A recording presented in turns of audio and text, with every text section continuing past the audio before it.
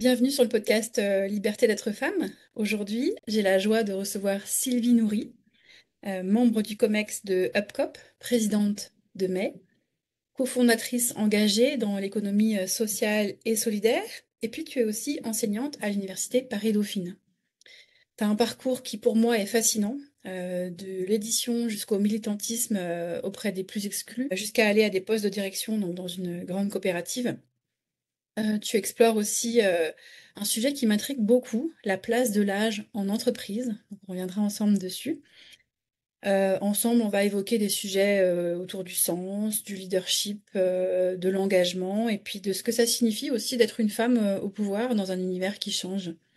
Bienvenue Sylvie sur le podcast. Merci Marie-Laure.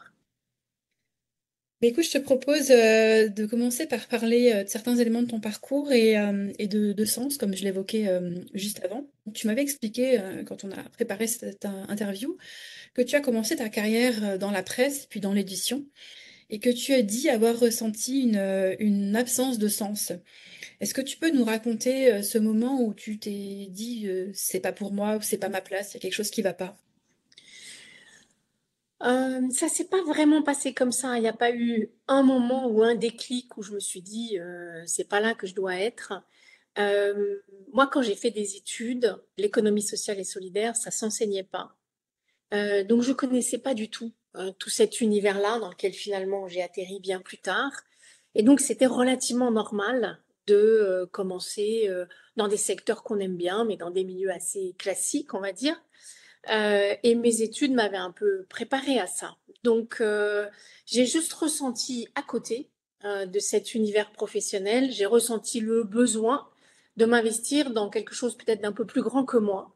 Et ça s'est vraiment accentué quand j'ai eu mes premiers enfants. Alors, c'est pas vraiment un déclic, mais ça a été un phénomène d'accélération où là, je me suis vraiment dit quelque part, non, ben, c'est pas possible, Sylvie, tu vas pas leur dire quand ils seront grands que ta contribution au monde, c'est de faire que des oui-oui et des babards, ça se vende plus. Même si j'adore les lire pour enfants, même si j'adore les babards et les oui-oui, c'est pas comme ça que je voyais ma contribution au monde. Et donc à cette époque-là, en fait, j'ai beaucoup milité à côté dans des causes qui m'étaient chères et qu'importe les causes qu'on choisit, comme une volonté d'apporter quelque chose de d'autre et de différent que ce que je pouvais faire dans mon univers professionnel, sachant que je n'avais aucune conscience du fait que les deux pouvaient à un moment se rejoindre dans un univers professionnel différent. Donc voilà un peu comment ça s'est fait. Et le moment où j'ai finalement switché, c'est un moment où une de mes amies a fait un reportage sur un journal qui était vendu par des SDF à Londres, qui s'appelait The Big Issue, qui est passé sur Envoyé spécial. Je ne sais pas si ça existe encore aujourd'hui, mais à l'époque, il y avait une émission qui s'appelait comme ça. Et quand elle s'est passée, elle nous a regroupés en disant, et si on faisait la même chose à Paris, ça, en France, ça n'existe pas du tout. Il y a quand même quelque chose de vraiment intéressant et qui a du sens. Et c'est là où je me suis dit, ah mais je vais réussir à concilier ce qui me paraissait inconciliable, c'est-à-dire un univers professionnel où j'apprenais beaucoup de choses, où je prenais beaucoup de plaisir, parce que c'est pas vrai qu'on prend pas du plaisir dans ces endroits-là. Je prenais beaucoup de plaisir intellectuel, professionnel, etc. Et puis un univers militant où je retrouvais quelque chose qui, moi, m'a toujours été cher, c'est une sorte de contribution au monde. Et l'idée que les deux puissent se réunir en un seul engagement, ça a été une découverte à ce moment-là, quand j'ai rejoint l'aventure de la création de ce journal qui s'est appelé La Rue. Voilà. Et donc, quand on voit encore aujourd'hui des personnes dans la rue qui vendent les journaux, c'est celui que tu as participé à Non, non, créer, non, non. non? Ça a évolué? Je pense que c'est une longue histoire et si on va vers ça, on va manger tout le podcast autour de cette aventure-là. Mais non, ça n'est plus du tout le journal qu'on a créé, s'est arrêté comme Mhm. beaucoup des journaux de rue et il en reste très peu et ce qui reste n'a pas grand-chose à voir avec l'insertion sociale. Ouais. Et qu'est-ce qui a fait, alors donc je comprends effectivement ce besoin de sens hein, qui a l'air d'être quelque chose de très profond, qui t'anime vraiment. Je comprends aussi d'ailleurs le lien avec les enfants parce que je ne sais pas si c'est spécifique aux femmes, si les hommes vivent ça aussi, je ne saurais pas le dire. Mais en tout cas, j'ai aussi eu des prises de conscience à chaque fois que j'ai eu un enfant. Donc je comprends ça. Mais qu'est-ce qui t'a fait aller spécifiquement vers ces problématiques justement d'exclusion, À l'époque, on appelait ça plutôt de SDF, de personnes dans la rue. Enfin, est-ce qu'il y a des choses... c'est quoi? C'est une affaire de rencontre, en fait? Alors, c'est deux choses à la fois. C'est une recherche de sens qui a toujours été profonde chez moi. C'est comme ça, c'est ni bien ni pas bien. Je pense qu'on a tous besoin de savoir pourquoi on est là sur cette terre. Et les réponses sont toutes valables. Ça peut être, je sais pas, gagner très bien sa vie pour protéger sa famille. Ça peut être être utile au monde. Ça peut être la cause des femmes. Il y a des tonnes. Ça peut être enseigner, faire de l'éducation quelque chose de réellement puissant pour les générations suivantes. Voilà, il y a vraiment plein de réponses. Moi, ma réponse, c'était quelque chose de l'ordre de l'utilité au monde, de peut-être à travers ma présence, faire en sorte que le monde que je lègue à mes enfants soit un petit peu meilleur que celui que j'ai chopé en arrivant. Je suis pas sûre vraiment du tout qu'on y soit arrivé, mais ça, c'est un autre sujet. Ensuite, c'est une deuxième caractéristique, c'est l'époque dans laquelle j'ai grandi. L'époque dans laquelle j'aurais grandi, les sujets vraiment qui étaient là et prégnants, c'était l'accès au travail, c'est le moment où le chômage commençait à prendre de l'ampleur. Et puis, la lutte contre l'exclusion sociale, c'était les grands sujets. On parlait très peu de la planète à l'époque, donc c'est pas un sujet qui m'a effleuré. Peut-être que si jamais j'avais 30 ans aujourd'hui, c'est vers ça que je me dirigerais, je ne sais pas. Et moi, l'humain aussi a toujours été très important pour moi. Donc, je pense que dans ces grandes causes autour de l'exclusion, la notion d'humain était très importante. Et à ça, tu rajoutes la troisième qui est primordiale, qui sont les rencontres. Mais je crois que les rencontres n'arrivent que quand on est aligné sur ce qu'on cherche. Donc, moi, j'étais très claire sur mon besoin de contribuer au monde. J'étais très claire sur le fait que c'était un alignement important pour moi. Et oui, j'ai fait des rencontres qui ont été absolument déterminantes, et il y en a eu plusieurs. Mais quelque part, je considère que c'est cet alignement qui provoque ces rencontres-là à un moment donné, et qui fait que ben, je suis arrivée autour de l'aventure de la rue, qui a été un basculement dans ma vie professionnelle. Ça aurait pu probablement être une autre cause. Je me suis pas levée un matin en me disant c'est absolument ça ma contribution au monde. Mais ça devait être quelque chose de l'ordre de l'utilité sociale, parce que c'est ça qui m'est cher. Et encore une fois, il y a absolument aucun jugement de quoi que ce soit, parce qu'on est tous différents. Et l'important, c'est, je pense, d'arriver à comprendre ce pourquoi on est fait. C'est une belle vision. J'aime beaucoup ta façon de l'expliquer, de le présenter. J'imagine bien que quand tu étais à cette époque où tu as fait des choix successifs, hein, c'est pas une décision qui change tout, ça devait pas être évident, mais de voir une ligne directrice. Mais j'imagine qu'aujourd'hui, quand tu te retournes sur ton parcours, tu arrives à voir une forme de ligne directrice dans tout ce que tu as fait. Oh, oui, je pense que je la vois très bien, mais que je l'ai vue assez vite, à partir du moment où j'ai euh, réussi à basculer dans un univers qui me correspondait probablement beaucoup mieux. Et que j'ai toujours pris soin de cette ligne directrice, je l'ai toujours bichonnée quelque part.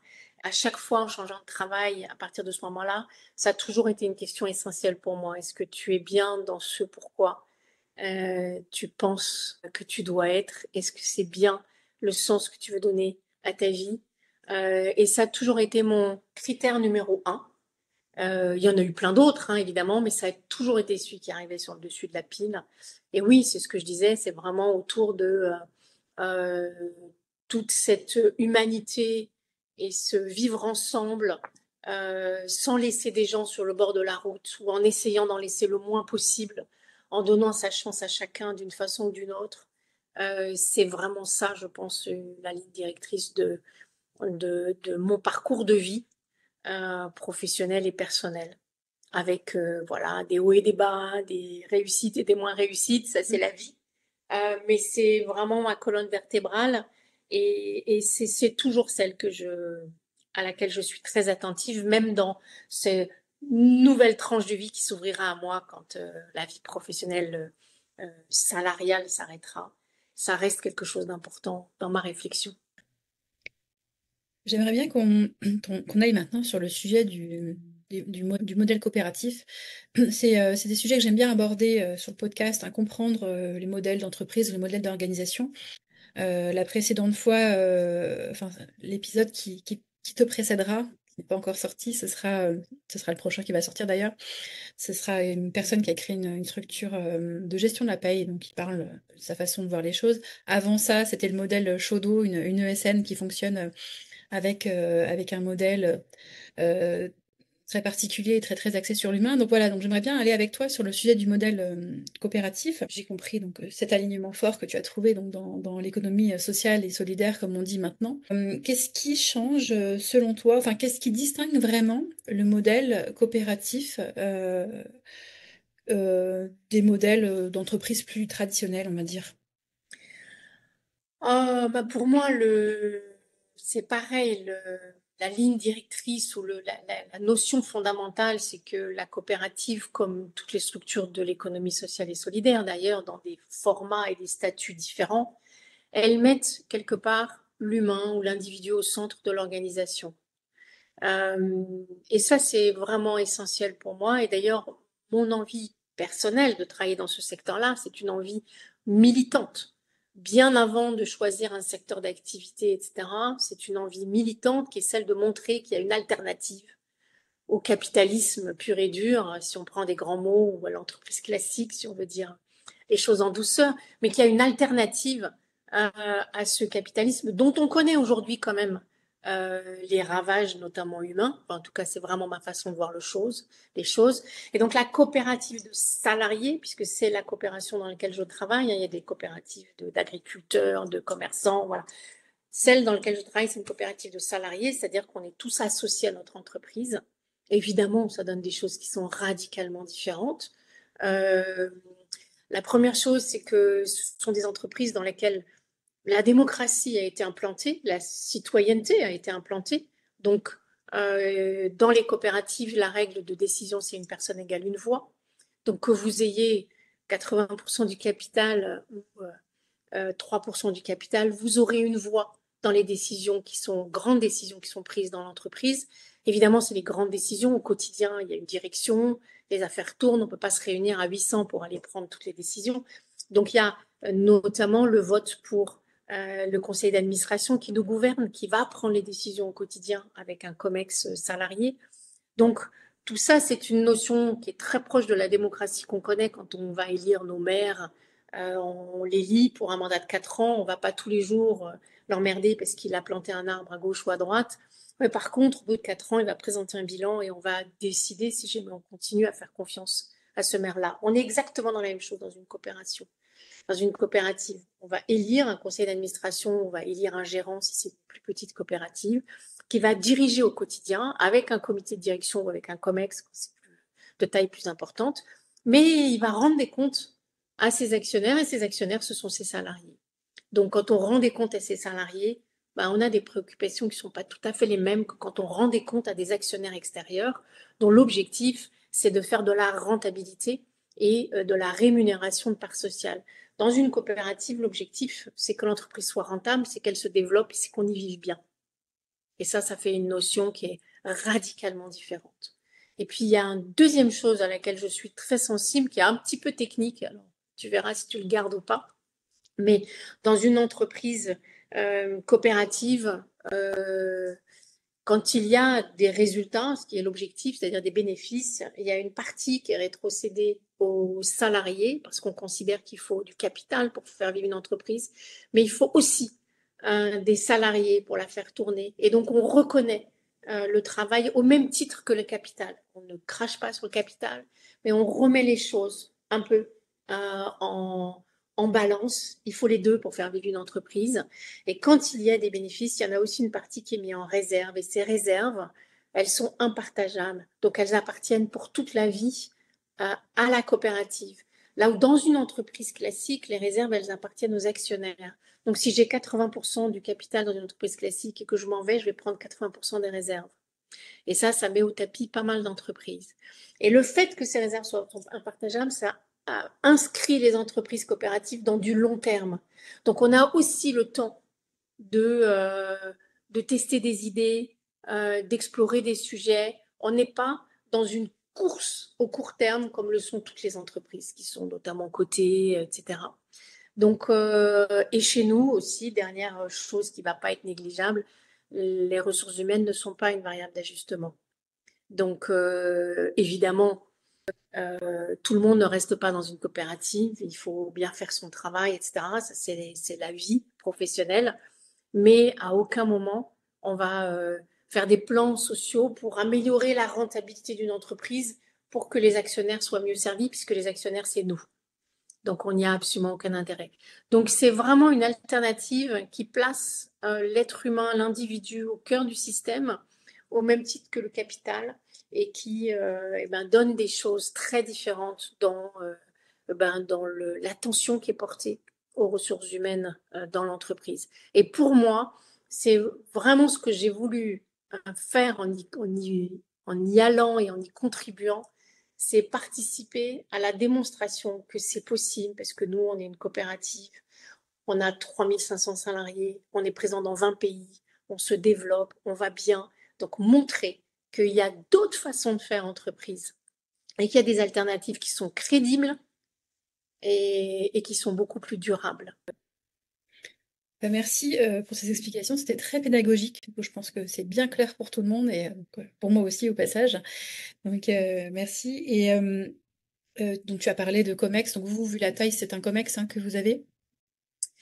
Chez Up, oui, nous avons donc le conseil d'administration est élu. Et ce conseil d'administration va élire un président qui, pour diriger au quotidien, va choisir, constituer un COMEX dont je fais partie. Ouais. Et justement, voilà, quel type de défi spécifique à votre situation de coopérative rencontre un COMEX? Est-ce que c'est la gouvernance, elle diffère d'un groupe classique ou pas? Il y a des composantes en plus, mais après, on est dans le monde dans lequel on vit, donc évidemment, il faut faire du chiffre d'affaires, il faut se développer, il faut faire de la croissance externe, il faut trouver les bons salariés. Tout ça, c'est des logiques économiques qui sont les mêmes. Mais on va avoir peut-être des dimensions supplémentaires qui vont amener aussi des effets supplémentaires. Je dirais que le premier, c'est une nécessité de formation. Si on veut que les salariés dont je fais partie se retrouvent en assemblée générale pour donner un quitus à une gouvernance, approuver les comptes, enfin bref, ce qui se fait dans une assemblée générale d'entreprise, il faut qu'ils aient la capacité de comprendre et de lire euh, les comptes de l'entreprise, se poser les bonnes questions, savoir prendre du recul sur ça. Et ça nécessite de la formation parce qu'on n'arrive pas tous avec ce bagage-là. Évidemment, ceux qui vont arriver avec des fonctions financières vont l'avoir peut-être plus facilement, mais il y a des tas d'autres fonctions indispensables dans une entreprise, comme le commercial, comme le service client, comme le marketing, etc., qui ne sont pas forcément armés pour savoir lire les comptes d'une entreprise, poser les bonnes questions pour pouvoir ensuite faire des votes en toute connaissance de cause. Donc, je dirais que ça, c'est une première exigence qui est importante, qui est la formation. La deuxième, c'est évidemment la transparence pour gouverner une entreprise coopérative. Ben, il faut avoir un minimum de transparence pour que l'ensemble des salariés comprennent ce vers quoi on va, comprennent l'univers dans lequel on vit, comprennent les choix et les décisions qui sont faites et comprennent quand on revient devant eux, donc quand la gouvernance revient devant nous pour nous faire un bilan de l'année passée et les perspectives des années suivantes. Mais ces questions de formation, de transparence, de pédagogie, d'embarquer, etc., qui sont probablement bien plus importantes et exigeantes que dans une entreprise classique, elles ont un revers de la médaille, c'est une implication qui est bien plus grande. Si je suis dans une entreprise qui m'explique ce qui se passe, qui m'explique ce qu'on fait, qui sur les grandes décisions va me poser des questions et me demander mon avis, qui va avoir une attention particulière à la formation et au bien-être en entreprise, alors il y a quand même toutes les chances, si c'est bien fait, que je sois vachement plus impliquée dans mon entreprise et que j'ai très envie qu'elle fonctionne. Et ce, d'autant plus que quand elle dégage des bénéfices, il y en a une partie qui va revenir dans mon porte-monnaie. Donc je suis motivée absolument à tous les égards. Voilà un peu les différences. On dit souvent, oh là là, mais c'est long les décisions dans une coopérative. Ben non, parce qu'il y a une gouvernance qui est mise en place tous les jours pour pouvoir prendre des décisions. Mais cette gouvernance va avoir une attention au fait que ce soit bien compris bien expliqué à l'ensemble des salariés. Je sais pas si j'ai été claire, mais Ah c'est mais un peu très ça que clair. je... Ouais, je comprends bien effectivement. Quand, à partir du moment où on a la capacité à prendre des décisions, il faut être vraiment informé, pleinement informé et pleinement comprendre les conséquences des décisions. Donc ça paraît très cohérent. Tu as utilisé le mot coopération tout à l'heure, hein, donc de toute façon coopératif, coopération, c'est au cœur de ton métier aujourd'hui. Qu'est-ce que ça change dans ta manière à toi d'exercer ton leadership? Bah, je pense que c'est la même chose, vraiment. Pour moi, c'est la même question. On va être dans la nécessité peut-être plus importante d'embarquer, d'expliquer, de former. Membre de COMEX ou à mon poste de direction, je pense que c'est exactement la même réponse que je te fais. Mhm. Oui, à partir du moment où tu as déjà fait de toute façon le choix de mettre l'humain au cœur, coopératif ou pas coopératif, de toute façon, Exactement. c'est au cœur de toi, de tes valeurs. Mm. Allez, allons un petit peu sur le côté plus féminin, on l'a pas encore abordé. Donc tu es membre d'un COMEX, alors je ne sais pas si il est très masculin ou pas, tu vas nous le dire. Mais comment est-ce que toi tu as trouvé ta place et qu'est-ce que ça demande comme, je vais utiliser le terme de posture intérieure, tu me diras si ça te parle ou pas. Ouais. Ça, c'est un long chemin. Donc, quand je suis arrivée, le COMEX était très, très masculin. Il l'est un peu moins, même s'il est toujours majoritairement masculin. Mais c'est vraiment un long chemin. En tout cas, pour moi, ça a été un long chemin dans lequel il y a des pièges. Pour moi, hein, ceux que j'ai identifiés. Et je vais mettre tout de suite un bémol, je trouve que les choses évoluent quand même plutôt bien, de façon générale et pas uniquement dans l'entreprise dans laquelle je suis. Euh, le premier piège, c'est celle de prendre tous les codes masculins, hein, du pouvoir et d'exercer ça à la mode masculine, hein, un peu en mec. C'est simple à faire. Sûrement, ça marche assez bien, mais je trouve qu'on y perd beaucoup en authenticité et qu'on s'y perd soi-même. Donc moi, c'est pas un chemin que j'ai voulu prendre. Le second, c'est de se transformer. Alors j'aime bien cette image un peu en sorte de harpie où on utilise beaucoup dans les livres le mot sorcière, hein. Il y a eu plein de bouquins, Mona Chollet, etc., les sorcières. Voilà, une espèce de sorcière, de hausser la voix pour se faire entendre. Parce qu'on se fait souvent couper la parole, hein, faut quand même qu'on se le dise. Il y a dans un article du Monde, je crois que c'est hier, j'ai pensé à toi justement, il y a une étude de Mediapart de 2024 qui dit que les femmes se font couper la parole 2 fois plus souvent que les hommes. Et plus on va dans les instances de direction, plus ça s'accentue. Bon, bah, c'est exactement ça. Et du coup, bah, pour se faire entendre, on hausse le ton, on se transforme un peu en mégère, etc. Et alors après, ça te fait une réputation de nana pas commode Mm. qui circule partout, qui est pas forcément évidente, ni à assumer, ni à porter. Enfin bref, c'est un long chemin. Je suis pas sûre qu'il y ait une seule recette. Pour moi, c'est beaucoup passé par l'humour. Un humour un peu gentiment taquin. Je pense que j'ai eu une première phase un peu mégère, un peu haussé le ton avant de me rendre compte que ça marchait pas du tout bien. Et puis finalement, je suis venue à une sorte d'humour un peu taquin parce que je crois vraiment, et c'est mon regard qui a changé, qui m'a permis d'adoucir peut-être la position. Je crois que ces modèles, on en est tous, les héritiers, les héritières, hommes comme femmes, et qu'on se dépatouille avec ça et que c'est naturel ni pour les uns ni pour les autres. J'ai une petite anecdote que j'aime beaucoup. Je sais pas si je te l'avais raconté quand on avait préparé, mais il y a pas très longtemps, il y a 1 an ou 2 ans, j'étais dans une toute petite réunion avec, on était 4 membres du COMEX. C'est pas moi qui avais provoqué la réunion et j'étais la seule femme. Donc on fait la réunion qui dure 3 quarts d'heure et à la fin, celui qui a organisé la réunion se tourne vers moi et dit qu'est-ce qui pourrait faire un mini compte rendu, Sylvie, est-ce que tu veux bien t'en occuper? Et donc je lui dis ah bon, mais pourquoi tu penses à moi? Et il me répond, bah, parce que tu le fais super bien. Et alors ma réponse à l'humour a été de lui dire, ah, bah, écoute, je fais aussi très très bien le ménage, donc si tu veux, je peux aussi aller nettoyer ton bureau. Donc il est devenu tout rouge, les autres se sont rigolé un peu jaune. Et ce qui est intéressant, c'est la suite, parce qu'il m'a regardé avec beaucoup de sincérité. Il m'a dit, mais c'est pas du tout ce que je voulais dire. Et je lui ai répondu, oui, je te crois. Ce qui est intéressant, c'est que tu entendes que c'est comme ça que moi je l'ai pris. Et c'est là où je dis, on est tous un peu les héritiers et les héritières. C'est-à-dire qu'effectivement, je suis persuadée qu'il n'a pas pensé qu'il me mettait dans un rôle féminin très caricatural. Et que j'aurais pu lui dire ce que j'aurais fait il y a 10 ans, mais tu te fous de moi, c'est incroyable, t'en es encore là à proposer un compte rendu parce que je suis une nana, il y en a marre, voilà, j'aurais fait ça il y a 10 ans. Et je pense que le message, il est mieux passé là, parce que ça a fait sourire tout le monde, parce que je l'ai dit avec beaucoup de gentillesse, et parce que je pense qu'il ne me proposera plus jamais de faire un compte rendu. Non, ça c'est certain, je crois. Je crois que c'est certain, effectivement. Ça me fait penser à l'art du feedback, hein, parce que c'est aussi un peu Oui, bien le sûr. sujet. En fait, c'est des choses que j'ai d'ailleurs apprises dans mes formations de coaching, hein, comment pouvoir dire quelque chose. Parce qu'effectivement, quand on va de toute façon sous l'angle de la colère et de l'énervement, on rentre dans des systèmes de toute façon. Ah, t'as perdu la lumière.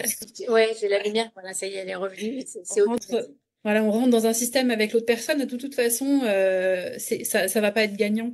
Alors que effectivement, de formaliser les choses, déjà parvenant à rester calme et puis en pouvant faire comprendre à l'autre ce que nous, on vit en fait. C'est une façon intéressante. Mais je comprends que ça nécessite un petit peu de pratique pour y arriver qu'au Oui, début. oui, c'est du temps de sortir du combat en fait, hein, parce que Ouais. c'est vrai que moi j'ai pas eu énormément de modèles féminins devant moi à des postes de direction Carrément. et que j'ai un petit peu été élevée sur si tu veux ta place ma fille dans un monde d'hommes, ben il va falloir fighter. Et Ouais. mon premier réflexe c'était le combat. Et moi ça m'a pas convenu. J'aspire à plus de douceur dans la vie. Et donc, voilà, l'humour a été un chemin qui m'a permis de dire les choses différemment. Bah, de toute façon, à partir du moment où on maintient enfin, on arrive avec l'idée que ça fait du bien aux entreprises, aux organisations de manière générale, d'avoir des femmes dedans, c'est bien pour qu'on y apporte quelque chose de complémentaire et pas pour qu'on aille faire la même chose. Sinon, si on fait des copier-coller de ce que font actuellement les hommes qui sont en place, je vois pas en fait ce qu'on va y apporter. Donc l'idée, c'est justement la mixité, elle va avoir un intérêt si nous on vient avec des façons de faire différentes et puis que chacun profite les uns et les autres et que les hommes aussi ça les fait réfléchir parce que on parle tu parles de modèles, etc. Eux aussi, alors nous on n'a pas eu beaucoup de modèles féminins, mais eux ils ont eu des modèles masculins qui fonctionnaient d'une certaine façon et c'est pas facile non plus pour eux de les Tout faire à fait. évoluer et d'accepter que ça peut être différent ou même de tout simplement de le savoir en fait qu'on peut faire autrement. Et quand on a ce regard-là et qu'on comprend qu'on est tous, hommes et femmes, héritiers, héritières de cette situation, de cette éducation, etc., alors la douceur peut arriver. C'est-à-dire qu'on est moins dans le combat. On est plutôt Mm. dans comment est-ce que je peux me positionner avec douceur sans tomber dans les pièges des générations précédentes. Donc ça devient intéressant. Mais il faut attraper ce regard-là et ne pas être dans un fight qui, je pense, a été assez fort sur ma génération. J'espère j'espère que ça l'est moins sur les générations suivantes, et notamment la tienne. Mais bon, on verra. Voilà, ça commence à progresser, ça commence à progresser. Mais il y a d'autres problématiques qui apparaissent en fait, hein, parce que beaucoup d'hommes qui finalement ressentent, enfin, se sentent déstabilisés, parfois remis en question ou agressés. Donc c'est d'autres façons de faire, ou certains qui pensent bien faire en voulant changer et puis c'est pas toujours, voilà, bon. On apprend toutes et tous de toute façon, et l'idée c'est qu'effectivement on fasse progresser la société de manière globale, mais il y a encore du travail, encore du travail. Sylvie, tu es aussi mère de deux filles. Quel message souhaites-tu leur transmettre à travers ta propre trajectoire? Alors, petit rectificatif, j'ai 3 enfants. Ah, J'ai 2 filles et un ah, fils tu as un fils aussi, ok. qui a sa place comme ses sœurs. Donc, j'ai réfléchi à cette question que tu m'avais posée. Pas facile, mais en tout cas, ce que j'ai essayé de faire, il faudrait leur demander si c'est ce que j'ai réussi à faire, mais ce que j'ai essayé de faire, c'est de leur dire en premier, ayez le courage d'être vous. C'est-à-dire chercher à connaître vraiment vos besoins profonds en séparant des diktats sociaux, parentaux, etc., qui existent toujours, hein, malgré tout ce qu'on essaye de faire. Ayez le courage de chercher ce pourquoi vous êtes là et quelle va être votre colonne vertébrale dans la vie. Et je pense que ensuite, ce que je leur ai dit, c'est quand vous avez l'impression d'avoir trouvé ça, et continuez à chercher tant que vous l'avez pas. Mais après, donnez-vous les moyens. Donnez-vous les moyens, restez authentique et allez-y. La vie s'arrête jamais tant qu'on est curieux des autres, du monde, etc. Il n'y a aucun âge qui va stopper ça. Et je pense que à travers mon parcours, c'est cette volonté que j'ai eue de garder ce sens et cette ligne directrice de vie authentique, même si c'était pas facile. Et puis c'est aussi cette curiosité et ouverture que je garde toujours et qui fait que ben, j'ai pas l'impression d'avoir l'âge que j'ai. Ils me disent souvent qu'ils n'ont pas l'impression que j'ai l'âge que j'ai. Et, euh, et je pense que ça donne envie, et particulièrement à mes filles, de, de faire péter un peu ce plafond de verre avec lequel moi j'ai beaucoup grandi, en leur disant bah, tout est possible si vous êtes bien aligné à ce que vous voulez faire. Les rencontres, elles arriveront, la vie vous présentera ce que vous devez accomplir. Et à ce moment-là, ben, continuez, allez jusqu'au bout, donnez-vous les moyens de le faire et ne vous arrêtez jamais d'être curieux du monde et de ce qui vous entoure, parce que c'est ça qui vous laissera en vie, en fait. Pour moi, j'ai cette impression que la vie s'éteindra le jour où j'arrêterai d'être curieuse. Jolie perspective. Tu es aussi formée au coaching. Tu as bien fait hein, des formations, une ou des Tout à formations. fait. Oui, oui, oui, je suis certifiée coach. Ouais. Ouais. Est-ce que ça influence ta façon de diriger, d'accompagner tes équipes? Oui, oui, oui, je pense que ça a considérablement modifié. Il y a plusieurs choses, je dirais. La première chose, c'est probablement ce que euh, le mot m'échappe, mais bon, tant pis. Euh, la première chose, c'est probablement de chercher ce pourquoi chacun est fait dans la vie professionnelle. C'est un peu la zone de génie. Tu vois, on dit que tu as Mhm. une zone de compétence, tu as une zone d'excellence, mais tu as la suivante dont on parle beaucoup moins, qui est cette zone de génie, qui est que c'est là où tu es très bon, mais en plus où tu t'éclates. Mhm. Et moi, j'ai toujours pensé que quand on s'éclate, on fait d'autant mieux ce pourquoi on est fait. Donc, d'essayer de comprendre quelle est la bonne place dans une équipe de chacun. Je pense que j'ai des outils que je n'avais pas à une époque. Je pense aussi qu'il y a beaucoup d'empathie dans la façon de manager quand on a les outils du coaching, beaucoup d'empathie vis-à-vis des équipes. Je crois aussi que par rapport aux femmes, qui est pas un sujet primordial quand on dirige une équipe, mais qui fait partie du sujet, j'ai une vigilance beaucoup plus forte que je n'avais avant, parce que globalement, je trouve que les femmes bossent plutôt très bien, mais qu'elles pêchent énormément sur le faire savoir. C'est-à-dire que les femmes, et moi j'ai commencé comme ça, elles ont l'impression que si jamais elles font super bien leur boulot, eh ben, ça y est. Enfin, globalement, elles seront reconnues et puis elles auront les promotions qu'elles méritent. Mais en fait, ça marche pas comme ça. Certes, il faut bien faire son travail, mais il faut aussi le faire savoir. Et le faire savoir, les femmes ont beaucoup de mal parce qu'elles ont l'impression que c'est aller écraser les autres, c'est être agressif, c'est revendiquer, c'est des choses avec lesquelles elles sont pas très à l'aise. Mais le faire savoir, c'est pas forcément ça. Ça peut se faire aussi en étant très authentique. Et c'est juste prendre sa place. Et moi, je constate quand même que les femmes ont du mal à prendre leur place. Et le fait d'avoir été sensibilisée à ça me permet d'avoir une attention aux femmes qui sont dans mes équipes, euh, non pas pour les privilégier, mais pour remettre un peu l'église au milieu du village. Et puis, il ne faut pas oublier que les femmes, ce sont été d'abord des filles et que les filles sont éduquées de manière à être gentilles, attentionnées et pas faire trop de bruit. Et quand on arrive avec ce petit sac à dos en entreprise et qu'on est avec en face des coéquipiers masculins qui, eux, ont été élevés non pas pour être gentils à sanctionner et faire trop de bruit, mais pour challenger, compétitionner et se mettre en avant, les armes sont très inégales. Et c'est ça que j'essaye de rééquilibrer. Et le coaching m'a vraiment beaucoup appris sur ce sujet-là. C'est vrai que ces notions d'éducation, on parle d'ailleurs de plus en plus hein, aujourd'hui sur les changements qu'il serait bon d'apporter à l'éducation des filles et des garçons, de deux côtés, pour justement avoir davantage d'équilibre. Mais enfin, le temps Mais que ces c'est choses se mettent en important. place, ça prend du temps et ça arrive pas tout de suite dans les entreprises après. J'aimerais bien conclure cette partie sur le leadership féminin avec ta définition du leadership et aussi du leadership authentique. Euh, alors, pour moi, la première chose dans le leadership, c'est donner du sens. Et c'est probablement là que se joue beaucoup l'authenticité. Pas que, mais probablement là.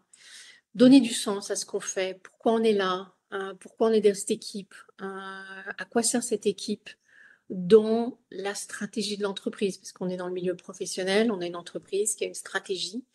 Dans la coopération, c'est beaucoup plus simple parce qu'on adhère à cette stratégie de fait, puisqu'on en est partie prenante. Mais c'est donner du sens tout le temps. Pourquoi tu fais ça? À quoi ça sert? Euh, Quelle contribution ça apporte dans la réussite de l'entreprise? Pour moi, c'est vraiment essentiel pour donner de la compréhension à chacun, donner la juste place à chacun, parce que chacun doit avoir une juste place dans cet écosystème, et puis embarquer derrière. Donc je dirais, c'est donner du sens, et il faut beaucoup d'authenticité pour donner du sens. Il y a l'empathie, j'y reviens. Là aussi, il y a beaucoup d'authenticité, être capable d'entendre, de reconnaître et de faire quelque chose des compétences, des besoins des uns et des autres. Et puis après, là, plus technique, je dirais qu'il y a bien évidemment la capacité d'adaptation. Et ça a pris beaucoup de place sur ces dernières années puisque le monde bouge vraiment très vite. Quand j'ai démarré ma vie professionnelle, franchement, il y avait pas forcément besoin de la capacité d'adaptation dont il y a besoin aujourd'hui. Ça allait beaucoup plus lentement. Aujourd'hui, ça va vite, les technos changent, les usages changent, les façons de vivre changent, les générations viennent avec chacune des besoins différents. Donc une forte capacité d'adaptation parce qu'il faut sans arrêt rester curieux, s'intéresser à ce qui se passe autour et modifier, adapter ce qu'on fait. Et puis le dernier, les classiques, c'est la capacité de décision. Bon, voilà, on est dirigeant pour décider. On peut pas l'oublier. On pourrait presque le mettre en premier. Mais pour moi, c'est presque la boucle de tout ça. Eh bien, merci. C'est très complet. Ça m'amène au sujet suivant, qui est le sujet de l'âge. Alors, je sais que c'est quelque chose qui est important pour toi.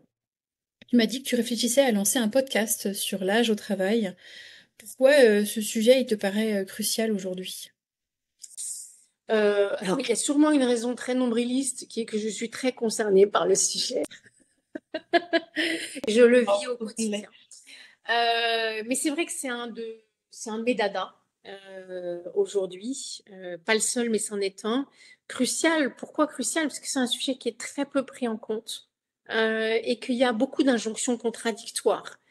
Euh, la première, c'est que c'est pas pris en compte alors qu'il y a massivement une génération qui va arriver sur la soixantaine et que donc ça va être un vrai enjeu pour les entreprises qui vont être confrontées à des jeunes de 25 ans et trois générations au-dessus, ou quatre, j'ai pas calculé, dans la même entreprise. Comment ça marche tout ça ensemble? Ben, aujourd'hui, c'est pas un sujet qui est traité, donc je pense que c'est crucial pour les entreprises.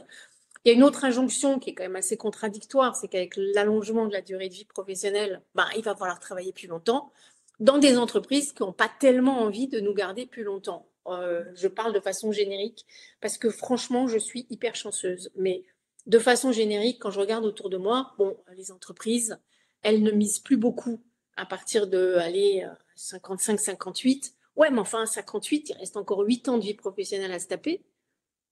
C'est pas rien 8 ans. Rien. Hein. Si on est plus motivé, ça fait beaucoup de gens qui sont pas motivés. Ouais. Donc, il y a des injonctions contradictoires sur cette question de l'âge au travail qui me paraissent cruciales sur le plan sociétal comme sur le plan entrepreneurial. Et puis, à titre individuel, bon, ben, oui, je suis dedans, donc forcément, ça m'impacte.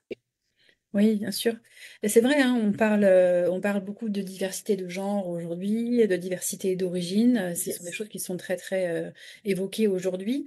Mais c'est vrai que la diversité d'âge, on n'en parle pas beaucoup. Et pourtant, on voit bien qu'effectivement, il y a des difficultés. Alors, c'est vrai qu'on a utilisé souvent les termes d'intergénérationnel, mais on sait bien qu'il y a des difficultés pour les gens plus âgés, mais aussi pour les gens plus jeunes. C'est pas un sujet simple. Et justement, pour les femmes en particulier, qu'est-ce qu'elles peuvent rencontrer comme difficultés qui, on va dire, leur sont plus propres à elles en vieillissant? Bah, peut-être avant de parler des femmes, moi, ça m'intéresserait de dire deux, trois mots sur l'âge au travail. Mhm. Voilà, qu'est-ce que ça apporte l'âge au travail? Et puis après, on va voir ce qui est plus complexe encore pour les femmes. Mhm. Mais l'âge au travail, bon, évidemment, on va y penser en premier, ça apporte de l'expérience, d'accord? Mais ça veut dire quoi? Ça veut dire pour moi que, en dehors du savoir-faire, qu'évidemment on a accumulé, on a plus d'intuition. On a une intuition qui est beaucoup plus aiguisée. On a une meilleure compréhension des contextes, des enjeux, notamment des enjeux politiques. On a plus de distance dans tout ce qui va être jeu de pouvoir, conflit, etc. Parce que bon, voilà, on a pris un peu de recul quand même. Et puis, on a plus de souplesse. Pour moi, là, j'apporte de la souplesse et non pas de la rigidité. Bref, tout ça, c'est des compétences qui sont super utiles pour les entreprises, d'avoir des personnes qui ont plus de souplesse, qui ont plus de distance par rapport aux conflits, aux jeux de pouvoir, qui comprennent mieux les contextes, les enjeux, et en plus, ils ont un savoir-faire, qui ont plus d'intuition, de situation. Voilà, il y a des choses qu'on a déjà vécues, donc on a des bouts d'intuition qui arrivent. Et tout ça, ça s'apprend qu'avec le temps. Je ne parle pas d'être un super comptable, d'être une super marketeuse digitale ou d'être une super stratège. Je parle vraiment de toutes ces compétences qui s'apprennent avec le temps. Pour la plupart d'entre nous, il y a sûrement des petits génies qui n'en ont pas besoin. Et donc pour les entreprises, pour moi, c'est une mine d'or.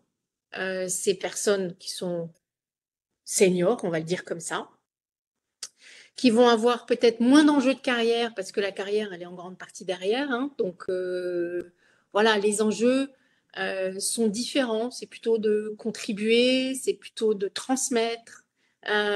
Et puis, moins de contraintes parce que les enfants sont grands. Par exemple, mes trois enfants sont grands, ils n'ont plus besoin de moi au quotidien. C'est pas vrai. J'ai connu les périodes où il fallait jongler avec les babysitters, les sorties d'école, les rendez-vous, les machins. J'ai vécu ça, mais c'est fini, ils sont grands. Donc, toute cette énergie que je leur ai consacrée, maintenant, elle est pour moi. Donc, ils ont beaucoup d'énergie, beaucoup de temps, une carrière qui est en partie faite et des envies de contribuer et de transmettre. Bah, franchement, pour les entreprises, c'est que du bonheur. Donc, l'enjeu pour moi, il est super important de ne pas passer à côté de tout ça. Alors, les femmes, là-dedans, bah, les femmes, elles ont tout ça, hein, comme les hommes, ni plus ni moins.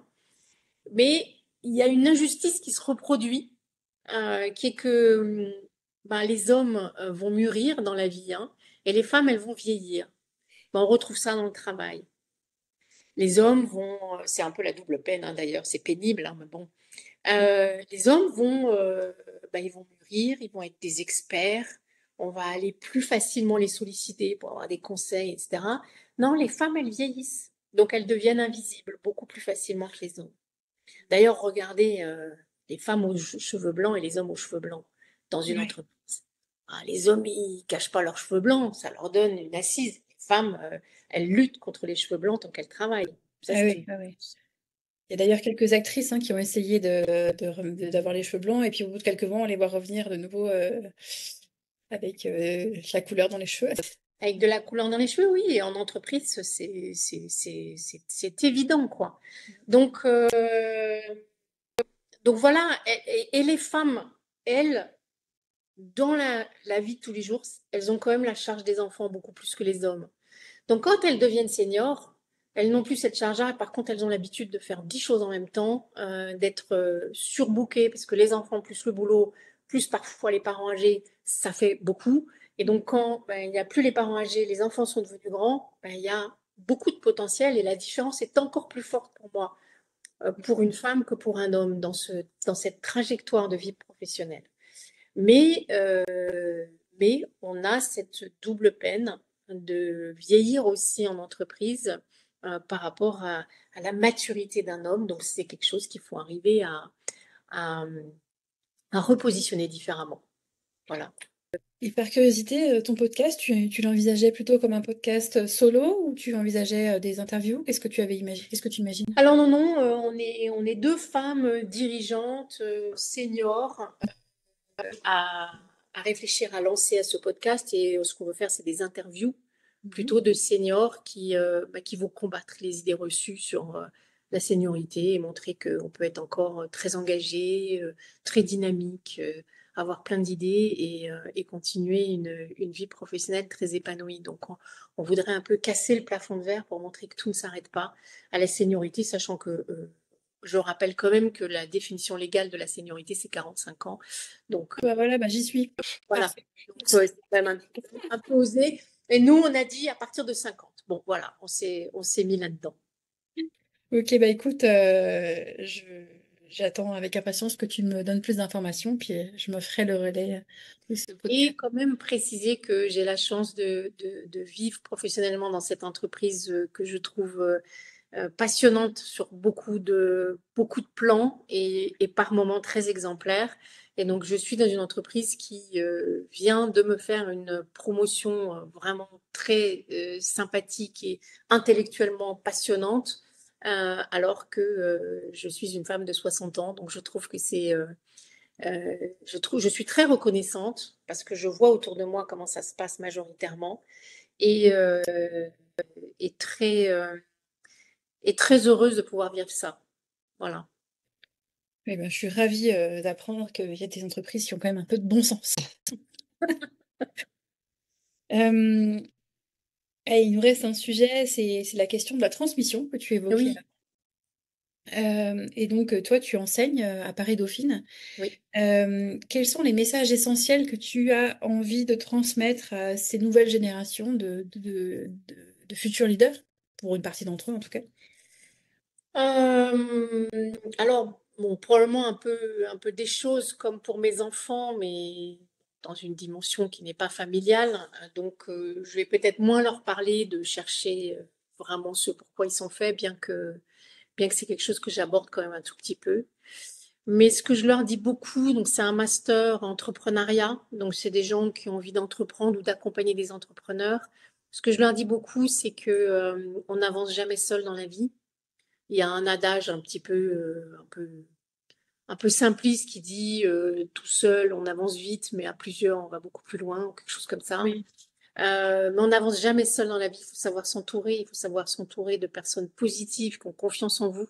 Et je pense que ça, c'est vraiment super important. Mm. Ne pas s'entourer de gens négatifs qui sont tout le temps en train de vous tirer vers le bas, mais s'entourer de gens positifs qui ont confiance dans vous, dans vos projets. Et ne pas penser qu'on avance tout seul, parce que c'est pas vrai. Dans la vie, c'est une succession de rencontres. On n'avance jamais tout seul. Et puis après, des tas de petits tips que moi j'aurais aimé peut-être avoir compris plus tôt, qui m'auraient fait gagner du temps, comme par exemple savoir vraiment écouter. Euh, je leur fais faire beaucoup de jeux sur qu'est-ce que ça veut dire d'écouter. Écouter son client, écouter ses équipes, écouter ses concurrents, savoir vraiment écouter. Ne pas tomber amoureux de ses idées, par exemple aussi. Voilà, il y a des tas de choses comme ça qui sont plutôt des petits tips. Et puis savoir euh, présenter et être convaincant, présenter ses projets, ses idées et être convaincant et savoir embarquer. Je pense que c'est vraiment des choses importantes dans les tips. Oui, c'est intéressant, ça plus du domaine du savoir-être d'ailleurs, hein, et que du savoir. Voilà, il y a un peu entre les deux, mais c'est vrai que ce sont des choses qui ne sont pas enseignées à l'école en général, qui sont peu transmises, donc c'est une chance de Exactement. pouvoir bénéficier de ta seniorité et donc de tes compétences acquises et développées sur ces choses. Et pour finir, je sais que tu aimes lire. Oui. Qu'est-ce que tu aimerais, enfin, quel livre est-ce que tu aimerais recommander aux personnes qui nous écoutent, qui veulent explorer ces sujets que tu as évoqués, et puis le leadership, pourquoi pas les aspects modèle d'entreprise. Enfin, à la question. Alors, moi, je suis fille de libraire, donc je lis beaucoup. Je lis beaucoup de romans, mais pas que. Donc, j'ai réfléchi. J'ai choisi le premier, c'est Le rêve de Marc Aurèle de Daniel Lenoir, Ok. qui est un livre sur la vie de Marc Aurèle, hein, qui a été un stoïcien, enfin, qui a voulu appliquer plutôt la pensée stoïcienne. Et il y a un certain nombre de choses de la pensée stoïcienne qui sont bien décrites dans ce livre-là et qui m'ont beaucoup parlé, y compris dans la vie professionnelle. Et par exemple, il y en a une que j'ai retenue, j'ai choisi celle-ci pour partager avec toi. C'est pas la réalité qui nous rend heureux ou malheureux, mais c'est la représentation que nous en avons. Mm. Et je pense que c'est quelque chose qui est tellement utile pour Ouais. avancer dans la vie et dans la vie professionnelle. Le deuxième livre qui est en lien avec les femmes au travail, c'est le guide de l'auto-coaching pour les femmes de Shin Lanzmann, qui est quelqu'un qui m'a beaucoup apporté dans ma vie professionnelle. Et je trouve son livre plein de petits exercices, de petites choses à faire, très, très chouette. Sur l'âge, moi, le livre qui m'a beaucoup, beaucoup plu, c'est Qui a peur des vieilles de Marie Charelle. J'aime le titre, Oui. mais, mais quand même, c'est voilà, c'est un livre qui met beaucoup en avant les injonctions contradictoires, ces fameuses injonctions contradictoires dans lesquelles on baigne tous. Comment est-ce qu'on peut, il faut qu'on soit authentique, naturel, mais qu'on reste quand même mince et joli. Euh, Qu'est-ce que c'est que la peur de vieillir? Qu'est-ce que c'est que la peur de vieillir au travail? Voilà, c'est un livre qui est passionnant aussi. Et puis après, j'ai mis un roman parce que j'avais envie aussi de partager un roman, donc qui n'a rien à voir avec l'entreprise, le leadership, la transmission, etc. C'est le fameux livre Madeleine avant l'aube de Sandrine Colette qui a eu je ne sais plus quel prix cette année, qui est un livre pour moi une écriture éblouissante, râpeuse, rugueuse, et un livre qui est à la fois violent parce qu'il parle de soumission des hommes face à d'autres hommes, et en même temps plein, plein, plein d'humanité malgré tout. Et c'est toujours voilà, cet équilibre qui est pas facile à trouver dans la vie. Et c'est vraiment un très, très beau roman. Écoute, je te remercie. Alors, merci déjà Sylvie pour cette plongée dans ton parcours, dans tes réflexions, dans tes prises de conscience. On va retenir que le leadership peut être coopératif, qu'il peut être ancré dans le sens, et qu'il y a un enjeu fort aussi à repenser l'âge en entreprise. Merci aussi pour ton partage sincère de ce que ça signifie d'être une femme au pouvoir, sans renoncer à qui on est, à son intériorité. Donc, merci aussi pour donc, tes recommandations de lecture que je vais soigneusement mettre dans les notes de l'épisode. Est-ce que tu en as lu un de ces quatre-là? Eh ben non, je suis donc très, très contente parce que ça m'en fait 4 nouveaux à lire. Donc merci. Ça va allonger ta pile. Voilà, exactement. Je ne n'ose pas te la montrer. Donc merci. Donc je les mettrai dans les notes, que ce soit sur YouTube ou que ce soit sur les plateformes de podcast. Ce sera accessible dans les notes de l'épisode avec les auteurs et les titres. Et puis ben, pour toutes les personnes qui nous écoutent, je vous invite aussi à partager cet épisode si vous pensez qu'il peut inspirer des femmes ou des hommes autour de vous. Donc merci Sylvie, c'était un épisode extrêmement intéressant. Merci Marie-Laure et bonne continuation à toi. Merci.